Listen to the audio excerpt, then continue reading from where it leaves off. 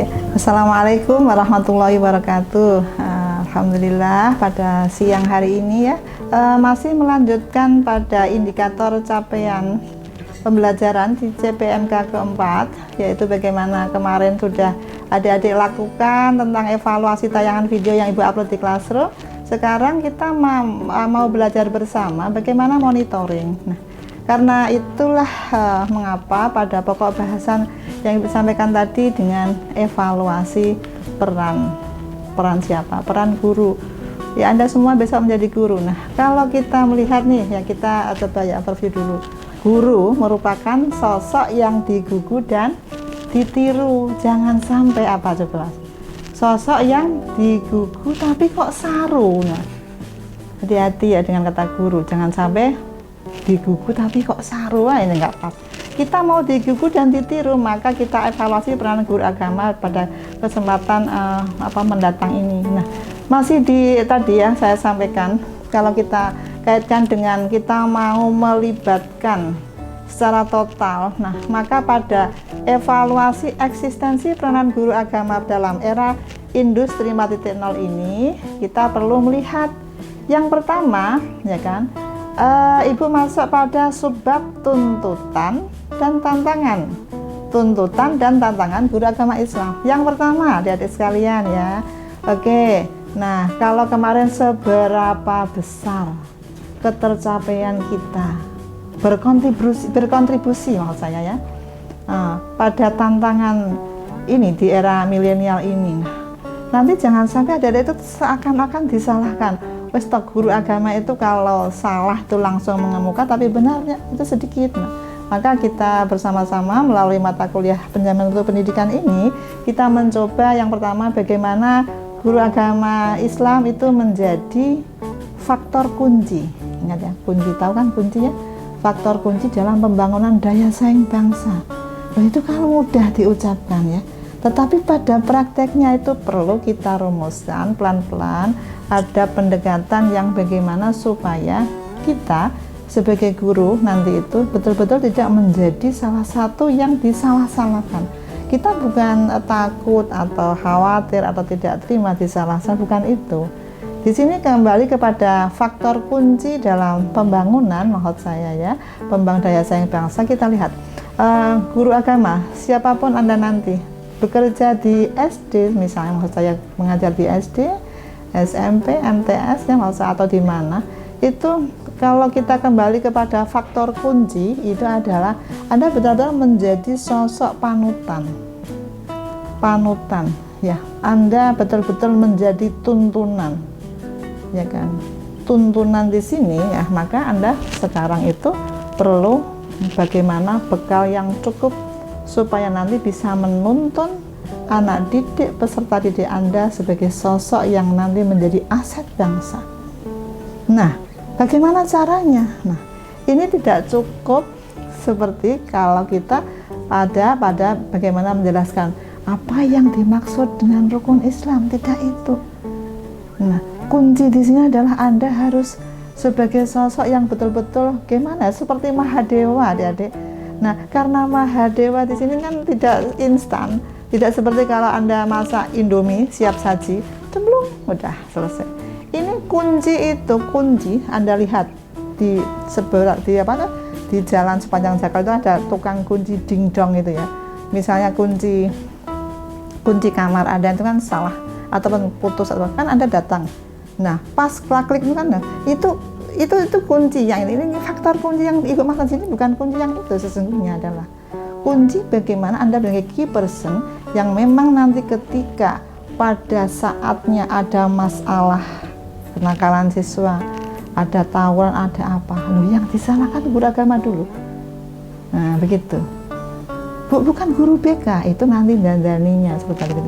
Nah, maka mulai Anda membuka kelas sampai menutup, bagaimana tolong dikondisikan. Hadirkan Allah, melibatkan Allah, bagaimana mengondisikan semuanya siswa itu dalam genggaman Allah melalui Anda.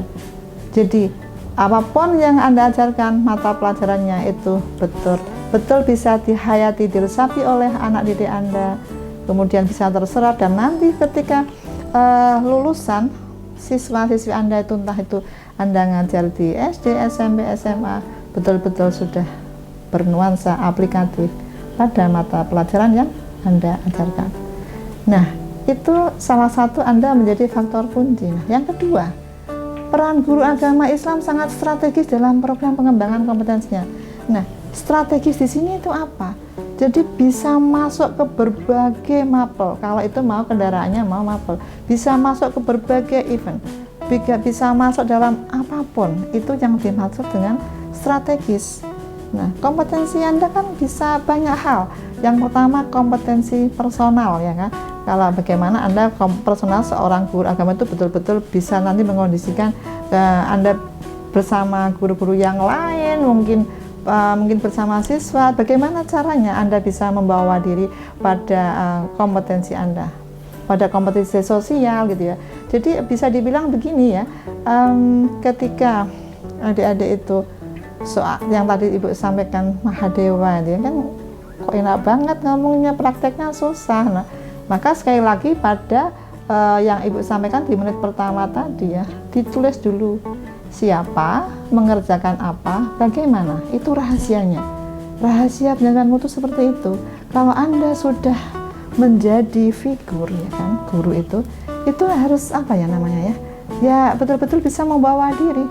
Jangan sampai ada seakan-akan orang kok tidak boleh salah. Nah, itu boleh seperti itu, tapi ini adalah kembali lagi kepada bagaimana Anda mengoptimalisasikan diri Anda kepada tantangan. Memang guru itu serba-serbi. Itulah mengapa disebutkan sosok yang digugu dan ditiru, bukan sosok yang wagu tur saru. Maka perlu diperhatikan bagaimana tuntutan dan tantangan guru agama Islam di era ini. Di era 4.0. Ibu tadi belum menyampaikan, sesungguhnya era 4.0 itu apa tuh Bu? Nah, kan ini kalau boleh pakai bahasa yang sederhana ya. Ini kan serba digital, serba teknologi, serba internet. Nah, ini bagaimana adik-adik mau membawa, membentengi peserta didik itu berbasis akhlak, bisa berbasis moral, tetapi kita menjamin kepada bagaimana ketercapaian pembelajaran. Nah, penjaminan mutu di sini itu adalah memang perlu ada tugas dan tanggung jawab masing-masing yang nanti kita ukur. Itu kira-kira. Baik ya, jadi saya ulangi lagi, ada 4 memang tuntutan dan tantangan guru agama Islam itu. Yang pertama, Anda menjadi faktor kunci dalam pembangunan, itu bisa dilihat di modul yang ke-7. Kemudian peran guru agama Islam yang strategis, program pengembangannya dan kompetensinya itu adalah ada semacam artikel tersendiri. Itu kemarin Ibu sampaikan di pertemuan ke-13 di Classroom. Jadi bisa nanti dikombin antara modul dan artikel dari bukan tulisan saya, tapi itu adalah orang pakar maksud saya, kemudian ada review, Anda bisa lihat ya. Oke. Sudah masuk pada link drive ya, itu yang kesemuanya per kelompok yang kemarin simulasi monitoring. Oke. Jadi dari tuntutan dan tantangan ini yang perlu digarisbawahi adalah bagaimana Anda betul-betul mampu memanage berbasis penjaminan mutu pendidikan. Dan jangan lupa pengelolaan guru agama Islam itu perlu dilaksanakan secara profesional melalui perencanaan pengembangan kompetensi yang tepat. Mengapa perlu kompetensi yang tepat? Ya nanti menjadi wagu dan saru tadi kan kita mau menjadi sosok yang digugu dan ditiru, maka Anda harus betul-betul mampu beradaptasi dengan melakukan inovasi terhadap metode pembelajarannya, baik proses terus-menerus, begitu update dan update. Begitu ya, kita ketemu lagi di pertemuan ke-9.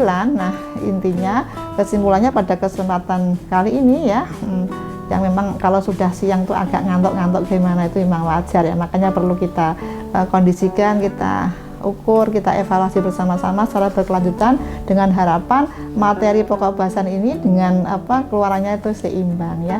Jadi kesimpulannya tetap semangat, bagaimana adik-adik betul-betul bisa siap menghadapi tuntutan dan tantangan guru agama Islam di era 4.0 ini dengan 4 poin tersebut yang menjadi faktor kunci bagaimana peran strategi pengembangan Anda dan bagaimana Anda melaksanakannya secara profesional sehingga nanti bisa dipertanggungjawabkan perspektif penjaminan mutu dengan QA, Quality Assurance ya. Siapa mengerjakan apa, bagaimana lebih baik dan lebih baik lagi.